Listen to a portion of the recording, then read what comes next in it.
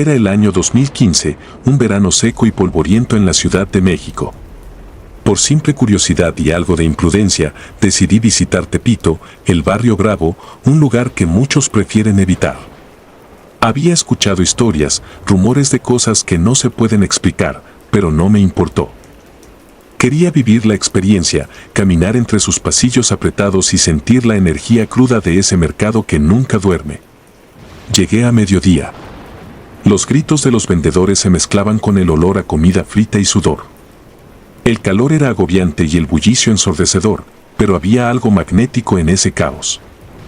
Caminé sin rumbo, observando puestos de ropa, relojes falsos, electrónicos y todo tipo de objetos. Entonces, un hombre mayor, con los ojos vidriosos y una sonrisa ladeada, llamó mi atención. Estaba sentado en un rincón oscuro, rodeado de veladoras y pequeñas figuras de barro. Me hizo una seña con la mano, invitándome a acercarme. Sin pensarlo, me acerqué. ¿Qué buscas, joven?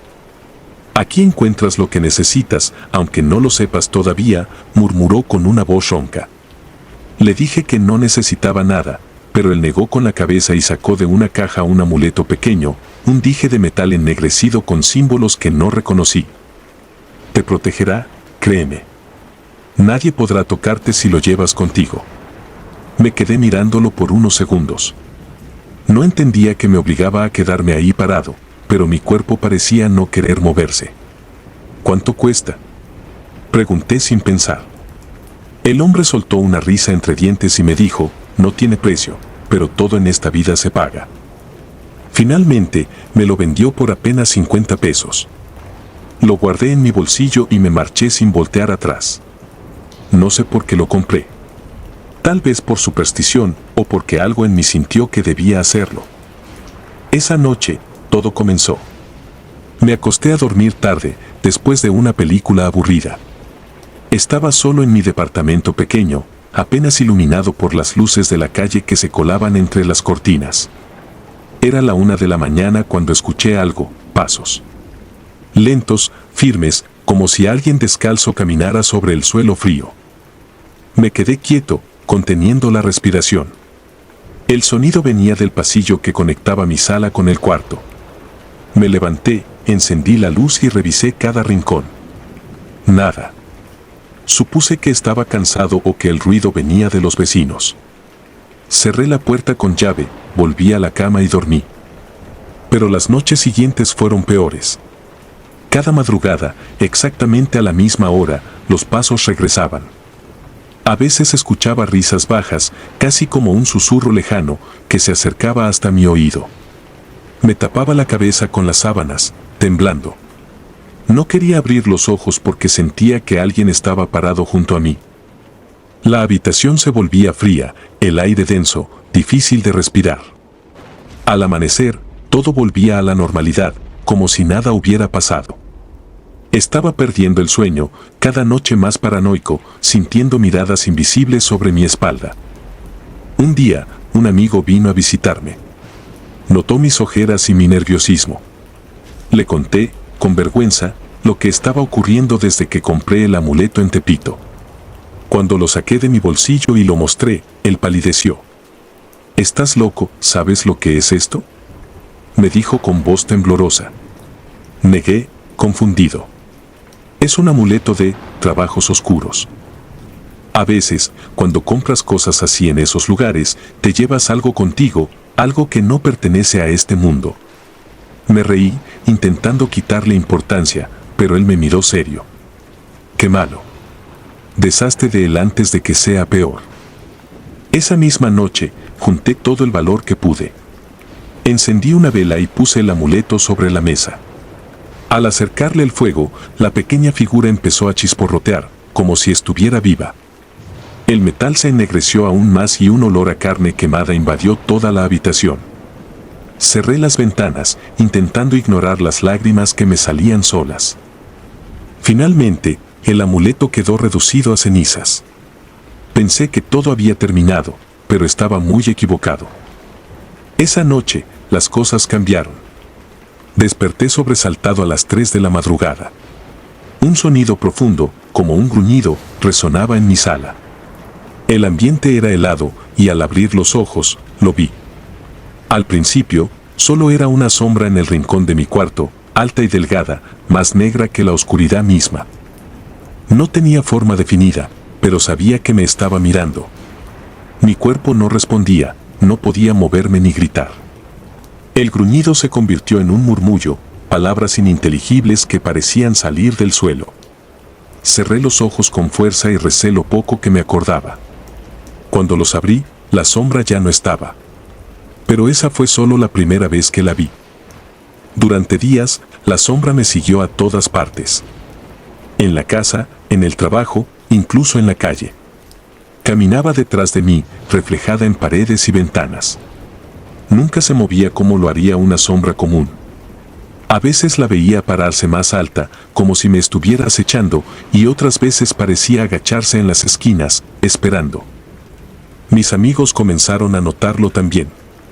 «Te ves raro», me decían, preocupados. Y es que apenas comía y dormía poco. El miedo era constante. Incluso en lugares llenos de gente, sentía su presencia, ese frío punzante que me recordaba que nunca estaba solo. Una noche, harto y al borde de la locura, decidí enfrentarla. Me encerré en mi cuarto, apagué todas las luces y esperé. No tuve que esperar mucho.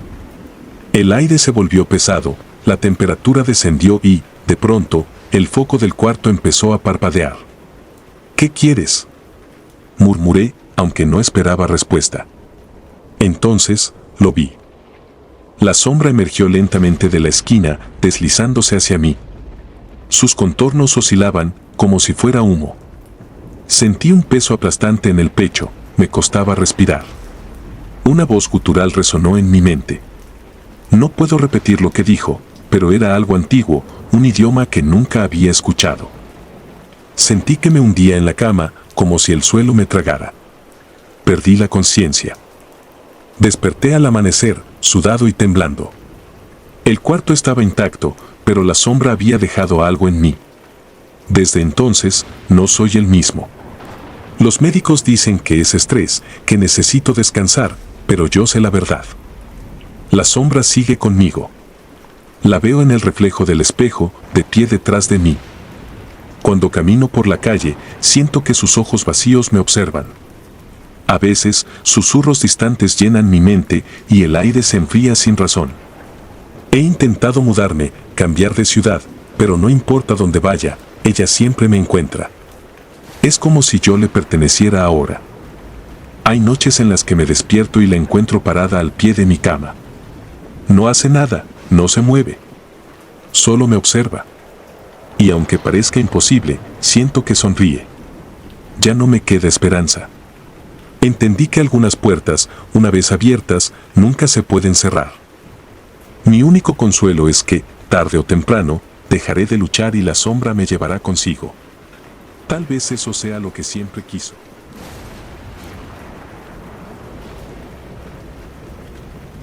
La niña de la bodega. Nunca fui alguien que creyera en fantasmas.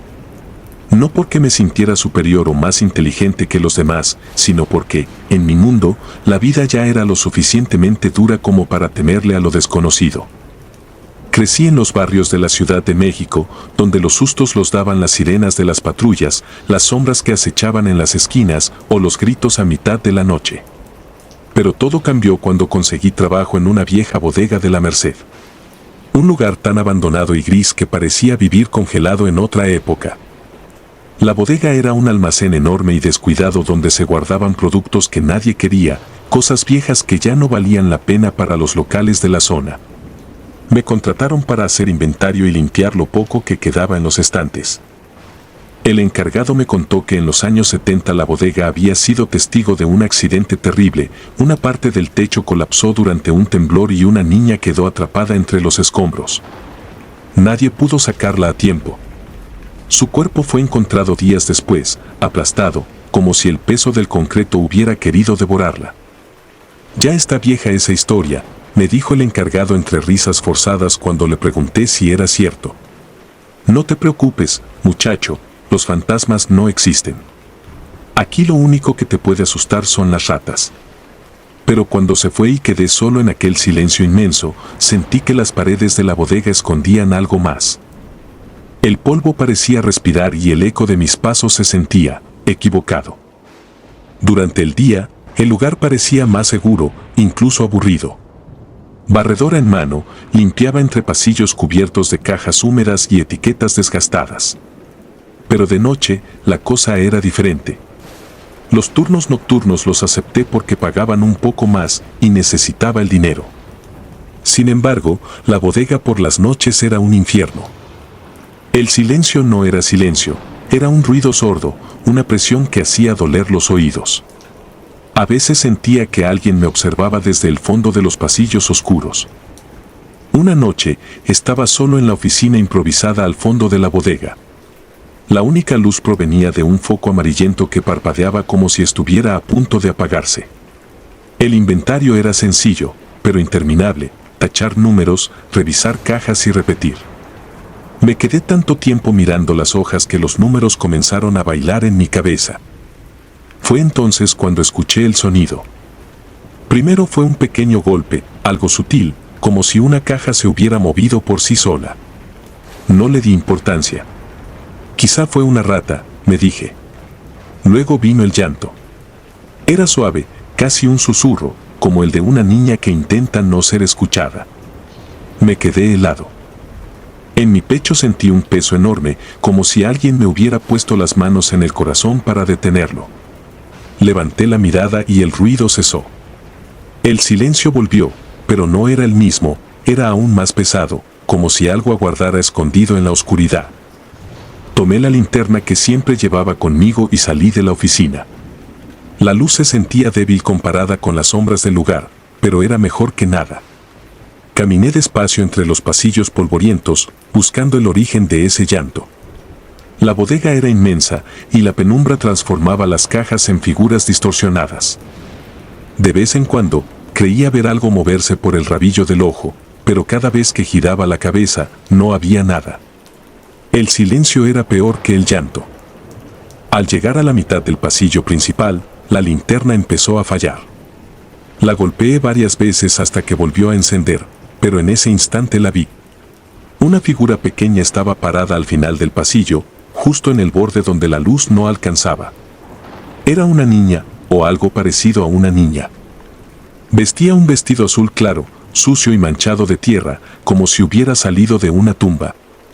Su cabello oscuro caía sobre su rostro, pero lo que más me aterrorizó fue la forma en que se movía, de manera lenta y rígida, como si cada paso le costara un esfuerzo inmenso.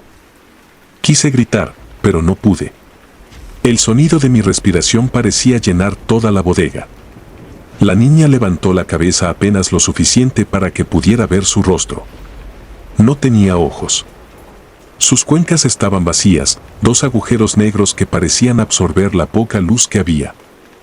Extendió su brazo hacia mí y me hizo un gesto para que me acercara, como si quisiera pedirme ayuda. Mi cuerpo se negó a moverse, pero mis piernas no aguantaron y caí de rodillas. La linterna rodó por el suelo, apagándose de golpe. Todo quedó oscuro. No sé cómo reuní el valor para levantarme y correr. Tropecé con cajas, me raspé las manos contra el concreto y casi pierdo el equilibrio varias veces, pero logré llegar a la salida. Empujé la puerta con toda mi fuerza y me lancé a la calle. El frío del exterior me golpeó como un balde de agua helada. Mis manos temblaban y mi respiración estaba tan agitada que sentía que iba a desmayarme. Miré hacia atrás. La bodega estaba allí, callada y oscura, como si nada hubiera pasado. Pero el llanto seguía en mi cabeza, repitiéndose una y otra vez. No regresé a trabajar en varios días. El encargado me llamó molesto, preguntando por qué había desaparecido. Le dije que me había enfermado, aunque no era mentira del todo. No dormía, no comía y sentía que la sombra de aquella niña me perseguía a todas partes. Por las noches, en mi cuarto, seguía escuchando el llanto, suave y distante, como si estuviera justo al otro lado de la pared. Una madrugada, me levanté de golpe y vi algo que me heló la sangre. Pequeñas huellas de tierra comenzaban desde la puerta de mi cuarto y se dirigían hasta la esquina donde guardaba mis cosas. No podía más. Regresé a la bodega para recoger mi último pago y renunciar. El encargado me recibió con una sonrisa irónica, como si supiera lo que había pasado. No eres el primero que se va, me dijo, casi con burla. Esa niña no deja a nadie en paz. Supe entonces que no era el único que la había visto. Aún así, algo me obligó a volver a la bodega, como si necesitara comprobar que todo lo vivido había sido real.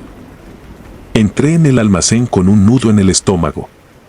Caminé lentamente entre los pasillos, buscando algo que no sabía si quería encontrar.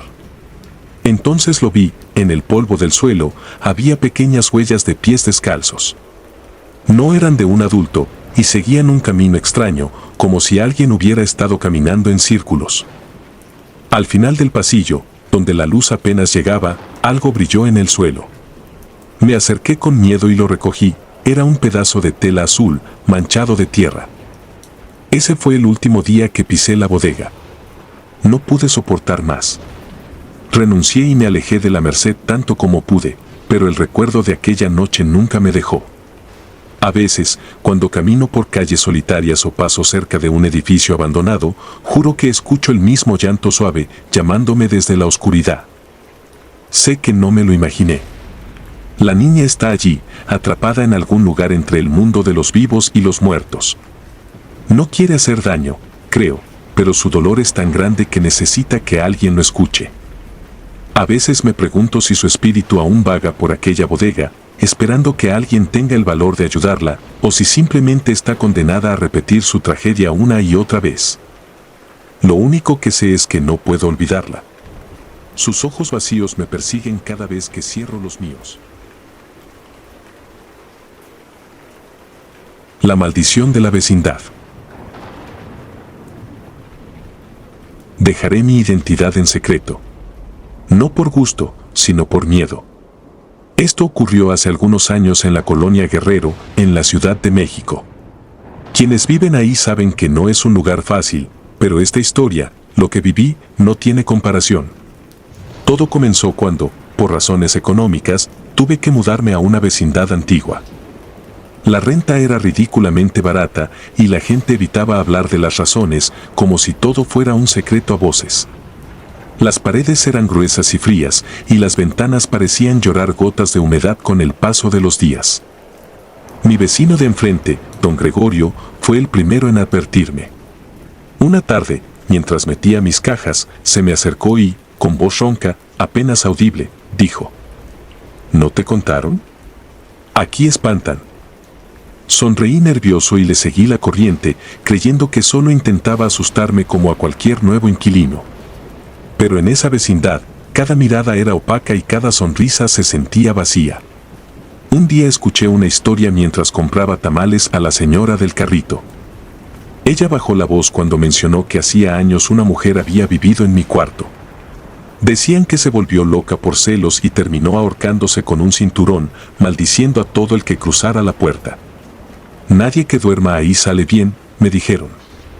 Me reí para disimular mi incomodidad, pero algo dentro de mí sintió un escalofrío. Durante las primeras semanas, no pasó nada extraordinario. Claro, había ruidos ocasionales, crujidos en las paredes, pasos en el pasillo a medianoche, pero siendo un edificio viejo, intenté racionalizarlo todo. Así somos los humanos, buscamos excusas porque la verdad nos da miedo. Pero una noche, la más larga de mi vida, todo cambió. Desperté de golpe, como si alguien me hubiera jalado de los sueños. La habitación estaba helada, más que otras veces. Mi corazón latía con fuerza, y entonces escuché un sonido. Al principio pensé que era un trueno lejano, pero luego lo distinguí claramente, eran golpes. Golpes secos, firmes, provenientes de mi puerta. Me quedé petrificado. Intenté ignorarlo, convenciéndome de que era algún borracho del barrio, pero los golpes continuaron. Toques, toques, toques. Cada vez más fuertes. Me levanté con las piernas temblorosas y caminé hacia la puerta. Mi mano sudaba mientras giraba la perilla, y cuando abrí, no había nadie. Lo único que encontré fue un pequeño mechón de cabello oscuro y grueso en el suelo. Mi estómago se revolvió al verlo. Cerca del mechón, Había unas gotas de sangre fresca que conducían hacia el pasillo. Miré a ambos lados, pero no vi a nadie. Cerré de golpe y aseguré la cerradura.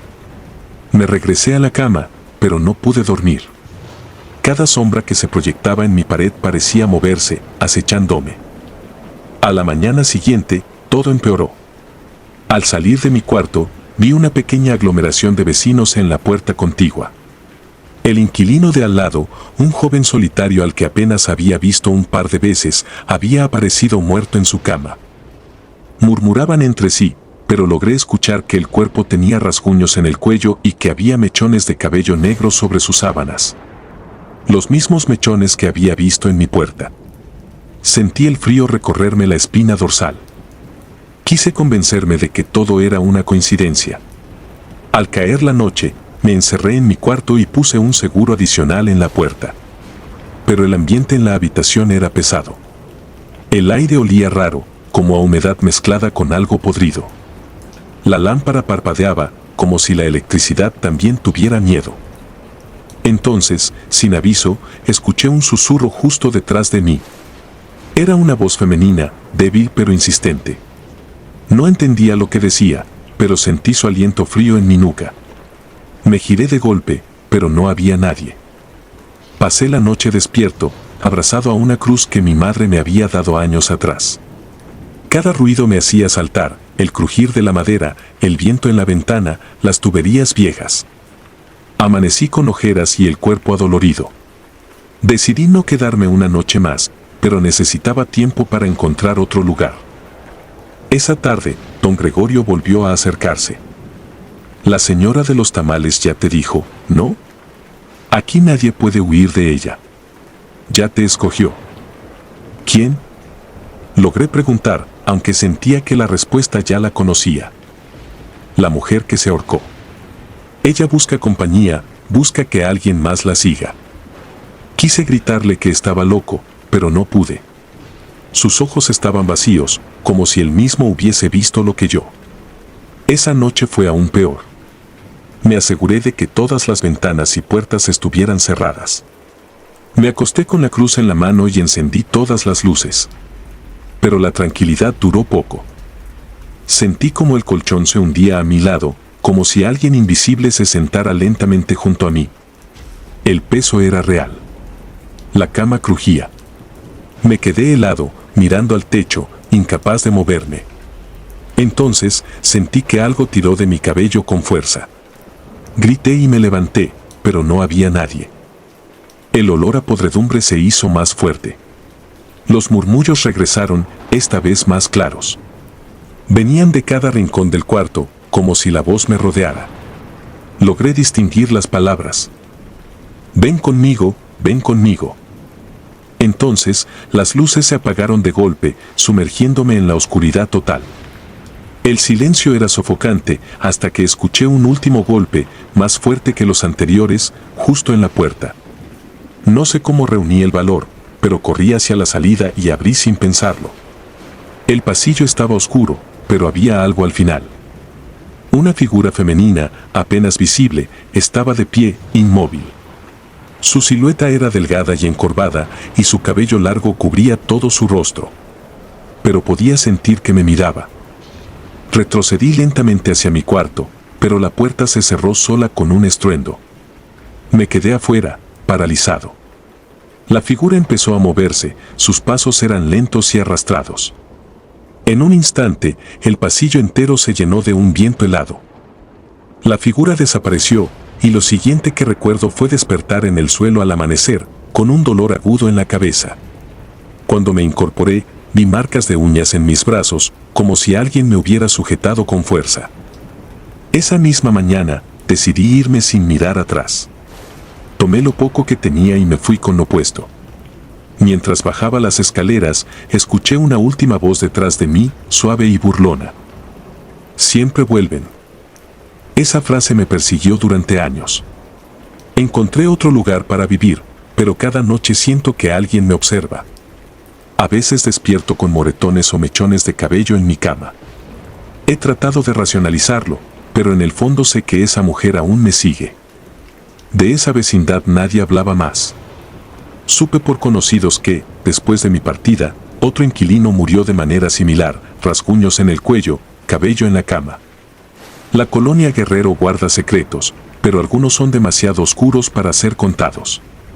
Si alguien te dice que hay una maldición en un lugar, créelo. Créelo antes de que sea demasiado tarde. El quinto piso. Vivir en la colonia Narvarte nunca fue algo que planeé, pero el precio del departamento era imposible de rechazar. Era 2003 y yo era un joven recién llegado a la ciudad, buscando mi lugar en un caos de tráfico y ruido. El edificio donde me instalé no era nuevo, pero tenía cierto encanto, muros gruesos, un pasillo largo con eco y un elevador antiguo que rechinaba como un lamento cada vez que se movía. Mi departamento estaba en el tercer piso, justo debajo del quinto. Desde que me mudé, los vecinos me advirtieron que el edificio tenía historia, pero en aquel momento me reí. No creía en fantasmas ni cuentos de miedo, y mucho menos en chismes vecinales. La primera vez que escuché el ruido fue apenas un par de días después de mudarme. Eran las 3:15 de la madrugada, lo recuerdo con precisión porque volteé a ver el reloj, cuando un sonido seco y persistente me despertó. Al principio pensé que era alguna tubería vieja, pero pronto noté que venía del techo, justo sobre mi cuarto. Era un crujido intermitente, como si algo pesado se balanceara y jalara con fuerza. Me dije que debía ser el viento, aunque era imposible. El edificio tenía pocos accesos al exterior y aquella noche no soplaba ni una brisa. No hice mucho caso, hasta que el ruido comenzó a repetirse cada madrugada, siempre a la misma hora. Era tan puntual que despertaba antes del crujido, anticipándolo. Para no sentirme paranoico, incluso intenté grabarlo con mi viejo cassette. Pero, cuando escuchaba la cinta al día siguiente, el sonido no aparecía, solo un silencio sordo, como si el lugar se tragara cualquier prueba. Comencé a sentirme observado, aunque no había nadie más en el departamento. A veces sentía escalofríos en la nuca y evitaba mirar los espejos, porque había notado algo extraño, mi reflejo no parecía seguir mis movimientos. Una tarde, mientras bajaba las escaleras, encontré a la señora Elvira, una vecina de más de 70 años. Era delgada y tenía los ojos hundidos, como si cargara años de insomnio. Al verme, me detuvo y, sin darme tiempo de escapar, murmuró: «Usted vive justo debajo, ¿verdad?». «Del quinto». «Sí, ¿por qué?», respondí, intentando sonar tranquilo. «En ese piso, hace años», su voz temblaba. «Un hombre se ahorcó en el cuarto del fondo. Nadie lo encontró hasta semanas después. Los vecinos escucharon el crujir de la soga, pero pensaron que era otra cosa. Desde entonces, dicen que no descansa. Nadie dura en ese departamento». Me reí nervioso y agradecí rápidamente para irme. Aunque no creía en esas historias, su voz quedó dando vueltas en mi cabeza. Esa noche, el crujido sonó más fuerte. Cerré los ojos con fuerza, me tapé los oídos y me quedé inmóvil, como si eso pudiera protegerme. Pero fue peor. Al tapar el ruido, escuché otra cosa, una respiración, profunda y lenta, justo al lado de mi cama. El aire frío rozaba mi rostro y mi cuerpo no respondía. Cuando finalmente pude moverme, encendí la luz y el cuarto estaba vacío. Sentí un impulso inexplicable de subir al quinto piso. Algo me llamaba. El pasillo del quinto estaba oscuro, solo iluminado por un farol del exterior que proyectaba sombras en las paredes desconchadas. Caminé despacio, con la piel erizada. El aire olía a humedad y a algo más, como hierro oxidado. Llegué a la puerta del fondo. El pomo estaba frío y, aunque temblaba, lo giré. La puerta se abrió con un chirrido largo. Era un cuarto vacío, con las paredes amarillentas y el techo alto. Entré sin saber por qué. Entonces lo vi. En el centro del cuarto, un hombre flotaba en el aire, suspendido por una soga. Giraba lentamente, como si alguien lo empujara suavemente. Su cabeza estaba inclinada hacia un lado y el cuello mostraba una marca oscura que lo rodeaba. Pero lo peor fueron sus ojos, estaban abiertos y fijos en mí, como si pudiera verme a pesar de estar muerto. No pude moverme. Mi mente gritaba que corriera, pero mis pies estaban clavados en el suelo. El hombre giró una vez más y su boca se abrió lentamente. No dijo nada, pero sentí que quería hacerlo. En ese momento, un golpe seco me sacudió. Corrí, sin ver atrás, bajé las escaleras casi cayéndome y me encerré en mi departamento. Esa noche no dormí. Me quedé mirando la puerta, esperando escuchar pasos, crujidos, algo. Pero lo que pasó fue peor. Fui al baño a lavarme la cara y, al levantar la vista, mi reflejo en el espejo me sonrió. Yo no lo hice. Fue apenas una mueca, pero lo vi. Salí corriendo del baño y me senté en la sala, temblando. Empezaron a pasar cosas cada vez más extrañas, las luces parpadeaban, los objetos cambiaban de lugar y a veces el aire se sentía denso, como si alguien estuviera respirando cerca de mí. Días después, mientras revisaba viejos periódicos en la hemeroteca, encontré la historia. Un hombre llamado Andrés Paredes había vivido en el 5º piso hasta 1998. Los vecinos decían que lo escuchaban hablar solo y reírse en la madrugada. Un día desapareció. Alguien se quejó del olor y fue cuando lo encontraron, llevaba semanas ahorcado. Lo más extraño fue lo que la policía reportó en el expediente, aunque apenas lo mencionaron en el periódico, el cuerpo no se balanceaba por el viento.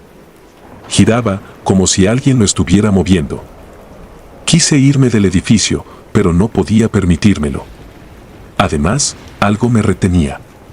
Me sentía conectado al lugar de una manera que no podía explicar. Las noches se hicieron insoportables. Ahora no solo escuchaba el crujir de la soga, sentía que alguien se sentaba en el borde de mi cama. A veces despertaba con moretones en los brazos, como si alguien me hubiera sujetado con fuerza. Empecé a evitar los espejos. Sabía que algo andaba mal cuando, un día, una vecina me saludó en las escaleras con un ¿cómo está? Ayer lo vi en el 5º piso, mirando por la ventana. ¿Qué hacía allá tan tarde? Yo no había subido al 5º desde aquella noche. Entonces todo comenzó a desmoronarse. Una madrugada, desperté con el ruido más fuerte que nunca. El crujir resonaba en mi cabeza como un eco interminable. Me senté en la cama, paralizado. Sentí algo detrás de mí y, en un impulso, giré la cabeza. Ahí estaba. El hombre del 5º piso, de pie a mi lado, mirándome con aquellos ojos vacíos. Su boca estaba abierta en una sonrisa macabra. No sé cómo, pero corrí hasta el baño. Cerré la puerta y me quedé ahí, llorando como un niño. Miré el espejo por inercia y ahí estaba mi reflejo, sonriendo de oreja a oreja. Yo estaba gritando, pero mi reflejo no hacía ruido. Ese fue el último día que estuve en ese edificio. A la mañana siguiente empaqué lo poco que tenía y salí corriendo, sin mirar atrás. Dejé todo, muebles, ropa, hasta mi depósito. Me fui con lo puesto, convencido de que si pasaba otra noche allí, no saldría vivo. Durante años intenté olvidar, pero la imagen de aquel hombre girando lentamente en el aire sigue persiguiéndome. A veces, cuando estoy solo en mi casa, siento que alguien me observa. Evito los espejos, porque cada tanto, cuando me distraigo y me atrevo a mirarlos, veo mi reflejo sonriendo. Una sonrisa amplia, forzada, como si algo más habitara ahí conmigo. El niño sin cara. Dejaré mi nombre en el anonimato porque aún temo las represalias, pero necesito contar esta historia antes de que me consuma. A veces pienso que hablar de lo que pasó lo hace más real, lo acerca. Si alguien más ha pasado por algo similar, tal vez me comprenda. Esto sucedió en 2005, cuando tomé la peor decisión de mi vida, mudarme a Tepito. Estaba pasando por momentos complicados. Mi esposa había fallecido el año anterior y me quedé solo con mi hijo de 5 años, Luis. La vida se volvió insoportable y las deudas me obligaron a buscar un lugar barato. Alguien me habló de un departamento en un edificio viejo, uno de esos que parecen resquebrajados desde los cimientos pero que aún se sostienen, como por milagro o por terquedad. No tenía opciones y acepté. Desde el primer día noté que algo en el ambiente no estaba bien. El lugar olía a humedad, a encierro y algo más que no supe identificar. Las paredes, manchadas y descascaradas, parecían sudar un color oscuro. Mi hijo, en cambio, no dijo nada. Estaba tan acostumbrado a mudanzas que no le sorprendió lo pequeño o deteriorado del sitio. Durante las primeras noches, todo fue medianamente normal, aunque había un frío extraño que nunca se iba, como si el aire estuviera atrapado y congelado. No ayudaba que el vecindario de Tepito estuviera lleno de sonidos constantes, gritos, peleas y el eco de una violencia que se percibía como parte del día a día. No voy a mentir, no me sentía seguro. Pero estaba cansado. Solo quería un techo y silencio para dormir. A la semana, Luis comenzó a comportarse diferente. Lo noté más callado, distraído. Pasaba mucho tiempo en su cuarto, mirando la ventana que daba a un callejón estrecho y oscuro. Una noche, mientras preparaba una cena improvisada, escuché risas que venían de su habitación. Pequeñas risas agudas, como las de un niño. Extrañado, entré. Luis estaba sentado en el suelo con un par de juguetes frente a él. Parecía estar hablándole a alguien, pero no había nadie más. ¿Con quién hablas, hijo?, pregunté, intentando sonar tranquilo. Con mi amigo. Él viene a jugar conmigo. No le di importancia. Supuse que era algo típico en niños pequeños. Un amigo imaginario, pensé. Pero conforme pasaron los días, lo escuchaba reírse en las noches, casi siempre a la misma hora, entre las 2 y 3 de la madrugada. Eso comenzó a ponerme nervioso.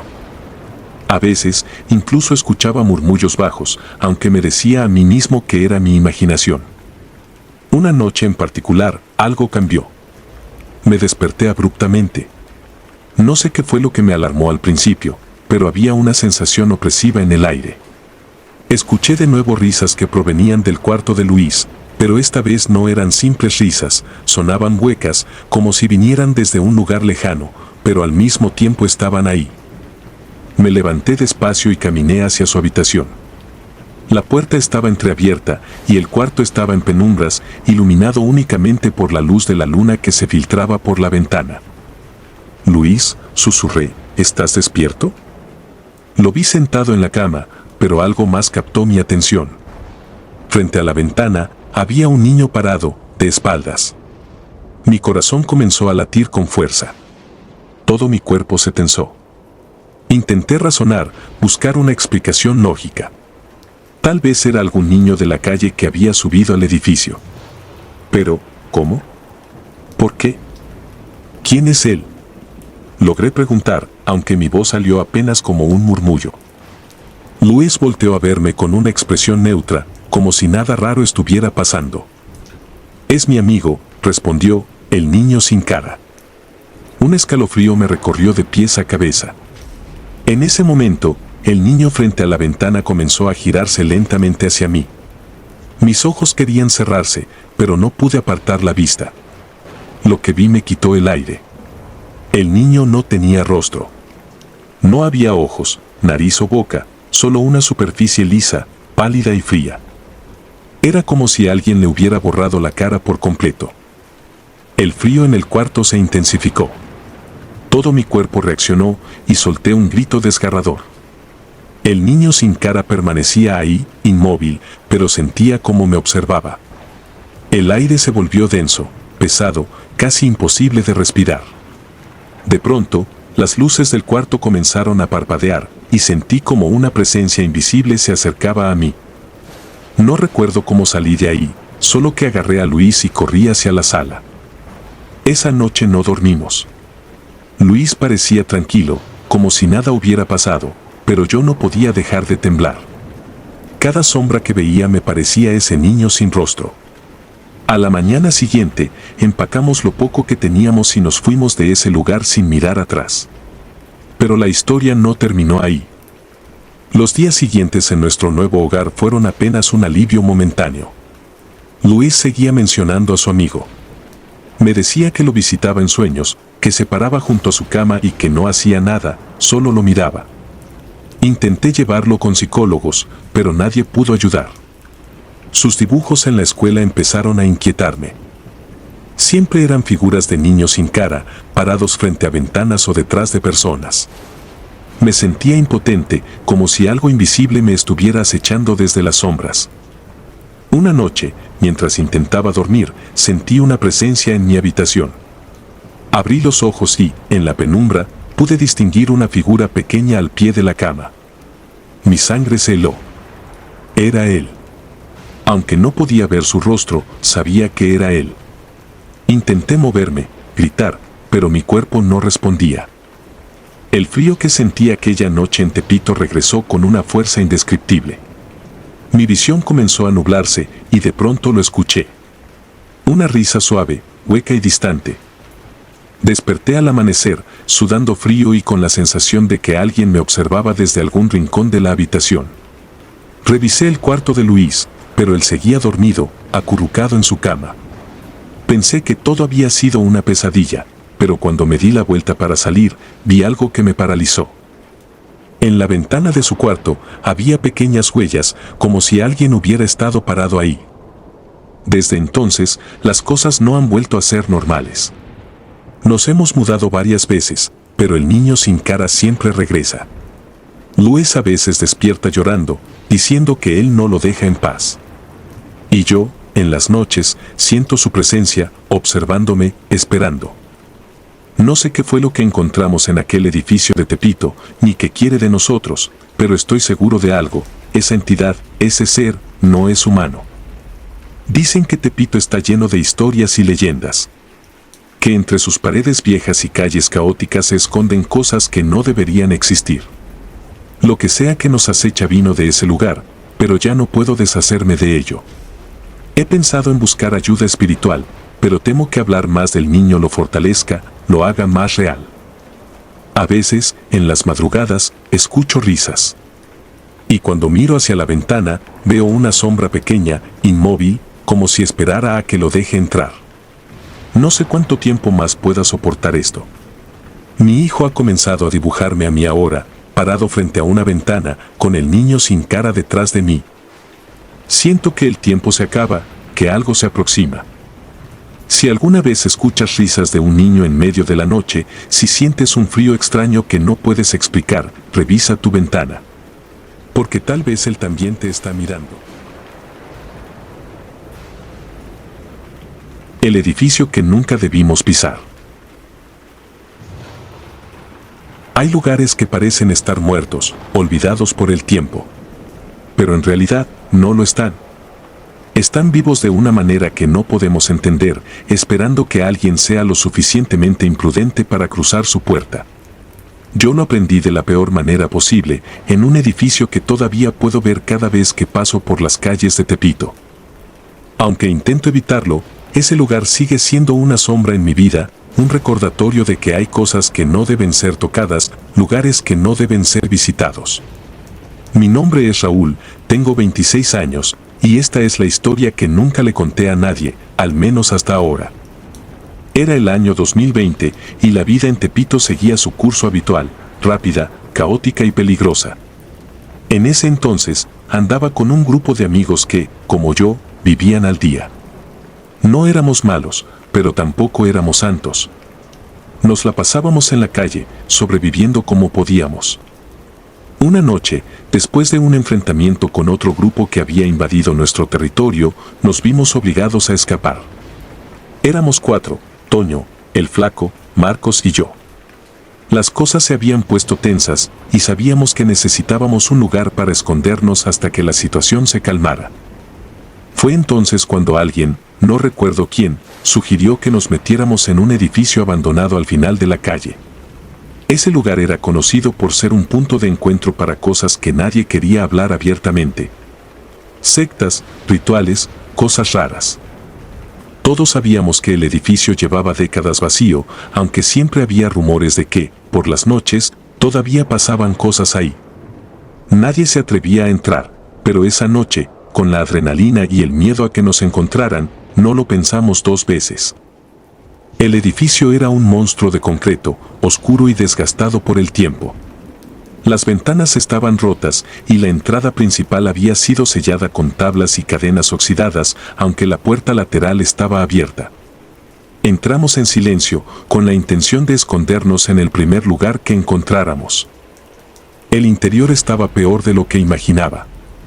Las paredes estaban llenas de grafitis y el suelo crujía bajo nuestros pies. Había basura por todas partes, como si alguien hubiera intentado convertir el lugar en un refugio y lo hubiera abandonado a medias. El aire dentro era extraño, más pesado que afuera, y olía a humedad y algo más, algo que no podía identificar.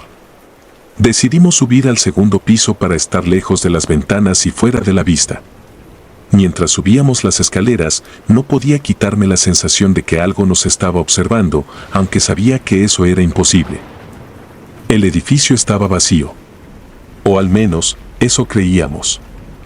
En el segundo piso encontramos un pasillo largo y oscuro con varias puertas a los lados. Todas estaban abiertas, excepto una al fondo, que estaba cerrada con un candado. En ese momento, no le dimos importancia. Entramos en una de las habitaciones abiertas y nos quedamos ahí, tratando de recuperar el aliento. Las paredes estaban llenas de agujeros y manchas, y el techo parecía que iba a colapsar en cualquier momento. No era un lugar seguro, pero era mejor que estar afuera. Después de un rato, Toño, siempre el más curioso, dijo que quería explorar el lugar. Le dijimos que no era buena idea, pero no nos escuchó. Salió del cuarto y desapareció en el pasillo. Unos minutos después, regresó con la cara pálida. Dijo que había encontrado algo extraño y nos llevó a ver. Nos condujo hasta la puerta cerrada con el candado. Lo extraño era que ahora estaba entreabierta, aunque jurábamos que cuando pasamos por ahí, estaba cerrada. Decidimos entrar. Lo que encontramos dentro nos dejó paralizados. Era un cuarto pequeño, sin ventanas, iluminado únicamente por un montón de veladoras que estaban alineadas en el suelo. La mayoría estaban apagadas, pero algunas seguían encendidas, como si alguien hubiera estado allí hace poco. En las paredes había fotos quemadas, todas en blanco y negro. Algunas eran tan antiguas que apenas se podía distinguir lo que mostraban, pero otras eran más recientes. Lo más perturbador era que en muchas de ellas aparecían personas que no tenían rostro. No estaban borrosas ni dañadas, simplemente no tenían rostro. Como si alguien hubiera borrado esa parte intencionalmente. En el centro del cuarto había una pequeña mesa con objetos que no reconocimos, huesos, plumas y un frasco lleno de un líquido oscuro que parecía aceite o sangre seca.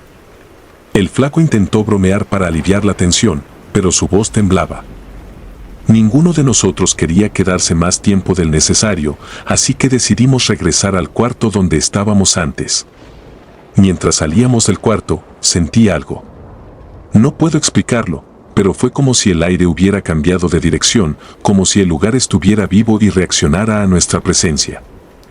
De regreso en el cuarto, intentamos actuar como si nada hubiera pasado, pero todos estábamos nerviosos. Nadie dijo una palabra, pero se podía sentir que algo no estaba bien. Fue entonces cuando lo vimos. Desde la ventana rota del cuarto, mirando hacia la calle, vimos una figura en una de las ventanas del tercer piso. No era alguien que estuviera simplemente parado. Era una figura inmóvil, oscura, con una forma humanoide pero sin rasgos definidos. Ninguno de nosotros se movió. Nos quedamos mirando, esperando que se desvaneciera, pero no lo hizo. Parecía observarnos. Sin pensarlo dos veces, salimos corriendo del edificio. No recuerdo quién fue el primero en moverse, pero todos lo seguimos. Bajamos las escaleras y salimos a la calle, sin mirar atrás. Mientras corríamos, tuve la sensación de que algo nos seguía, pero no me atreví a voltear. Cuando finalmente nos detuvimos, estábamos lejos del edificio, y todos estábamos pálidos y sin aliento. Esa noche no pude dormir. Cada vez que cerraba los ojos, veía las fotos del cuarto y las veladoras encendidas. Intenté convencerme de que todo había sido mi imaginación, pero sabía que no era así. Durante los días siguientes, ninguno de nosotros habló sobre lo que pasó. Era como si al mencionar el edificio, pudiéramos invitar algo a nuestras vidas. Pero todos comenzamos a cambiar. Toño, el más curioso, empezó a tener pesadillas. Decía que soñaba con el edificio y con la figura que vimos en la ventana. El flaco dejó de salir de su casa y empezó a beber más de lo normal. Marcos desapareció un mes después. Nadie supo qué le pasó. Yo, por mi parte, hice lo único que podía hacer, evitar ese lugar.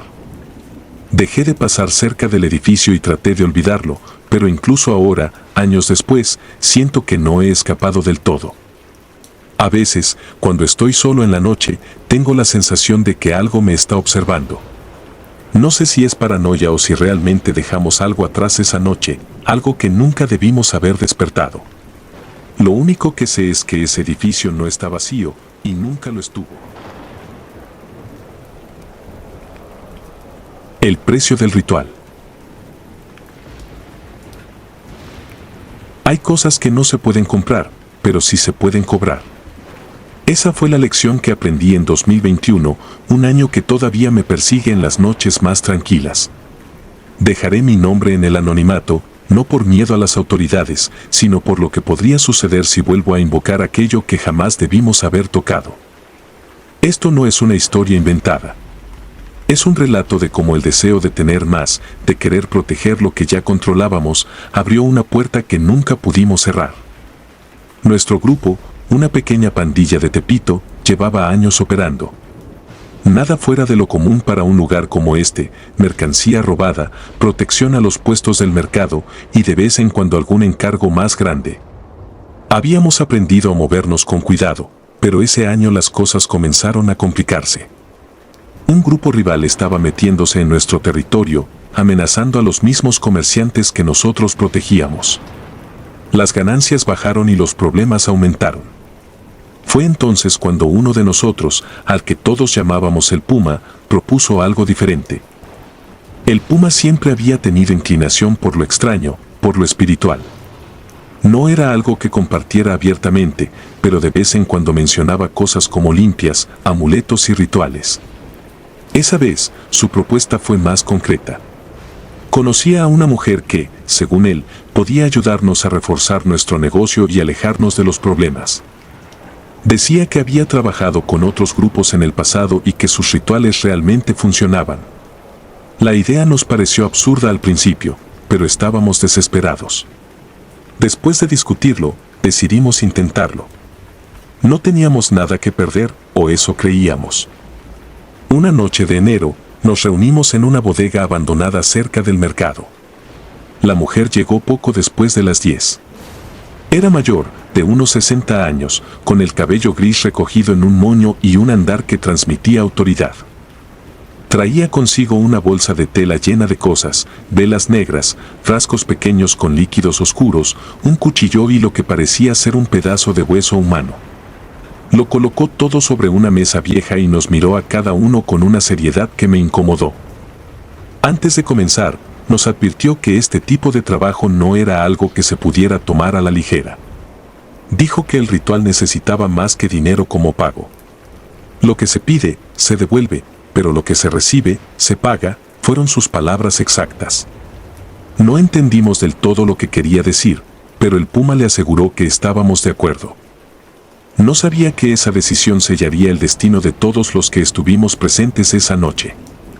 El ritual duró más de una hora. La mujer encendió las velas y vertió el contenido de los frascos en un círculo que dibujó en el suelo con polvo blanco. Pronunció palabras en un idioma que ninguno de nosotros reconoció, mientras nosotros permanecíamos en silencio, observando. En un punto, sacó el cuchillo y se hizo un pequeño corte en la palma de la mano, dejando caer gotas de sangre dentro del círculo. El aire se sentía pesado, y aunque nadie lo dijo en voz alta, todos estábamos nerviosos. Cuando terminó, recogió sus cosas y nos dejó con una última advertencia: debíamos cumplir con el pago cuando llegara el momento. De lo contrario, habría consecuencias. Los primeros días después del ritual fueron normales. Si algo, hasta parecían mejorar las cosas. La pandilla rival dejó de aparecer y los comerciantes comenzaron a mostrarse más cooperativos con nosotros. Incluso las ganancias aumentaron. Pero esa tranquilidad no duró mucho. Una semana después, las cosas empezaron a ponerse raras. Todo comenzó con pequeños incidentes. Las luces en la bodega donde nos reuníamos parpadeaban sin razón, incluso cuando el generador funcionaba perfectamente. Algunas noches, los perros del vecindario ladraban sin parar, mirando hacia la nada. Luego llegaron los gritos. Al principio, pensábamos que eran solo vecinos discutiendo, pero los gritos no venían de las calles. Parecían surgir de dentro de la bodega misma, resonando entre las paredes vacías. Más de una vez registramos el lugar buscando a alguien, pero nunca encontramos nada. Lo peor empezó cuando nuestros compañeros comenzaron a desaparecer. El primero fue el güero. Una noche, después de una reunión, dijo que se iría a casa temprano. Al día siguiente, no apareció. Pensamos que tal vez se había metido en problemas o que estaba evitando algún encargo, pero su familia no sabía nada de él. Buscamos por todas partes, preguntamos a conocidos, pero era como si se lo hubiera tragado la tierra.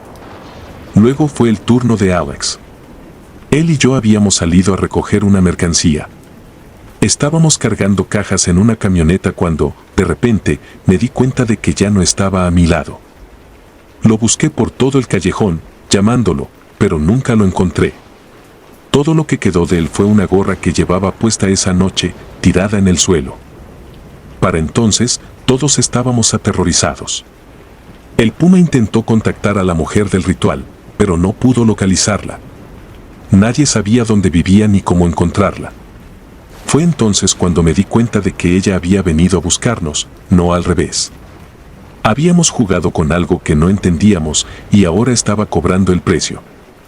El último en desaparecer fue el Puma. Había comenzado a comportarse de forma extraña en las semanas previas. Decía que sentía que lo vigilaban, que escuchaba pasos en su casa aunque vivía solo. Una noche, me llamó diciendo que tenía que hablar conmigo urgentemente, pero cuando llegué a su casa, no estaba. La puerta estaba abierta y todo dentro parecía en orden, excepto por un detalle: en el suelo de la sala había un círculo dibujado con el mismo polvo blanco que la mujer había usado en el ritual. Dentro del círculo había una sola vela, aún encendida, y el aire olía a cera quemada y algo metálico, como sangre. Desde entonces, he hecho todo lo posible por alejarme de ese mundo. Dejé la pandilla, cambié de barrio y traté de empezar de nuevo. Pero incluso ahora, hay noches en las que me despierto con la sensación de que algo está cerca, algo que todavía está esperando su pago. Las luces de mi casa parpadean a veces, y a veces, en la distancia, creo escuchar esos gritos que resonaban en la bodega. No sé qué fue lo que invocamos esa noche ni cómo terminó para los demás, pero sé que no hemos escapado del todo. Cuando aceptas un trato con algo que no puedes ver, te conviertes en parte de un juego que no puedes ganar. El precio siempre se cobra, de una forma u otra. Y aunque he tratado de huir, sé que algún día llegará mi turno. Lo que se pide, se devuelve. Pero lo que se recibe, siempre se paga. Si te gustaron los relatos, nos gustaría que nos apoyaras con un like o un comentario. Y si no estás suscrita o suscrito, te invito a que lo hagas para que no te pierdas los relatos y las historias de Mr. Terror Maligno. Sin más, gracias por escucharnos, hasta el próximo video. Saludos.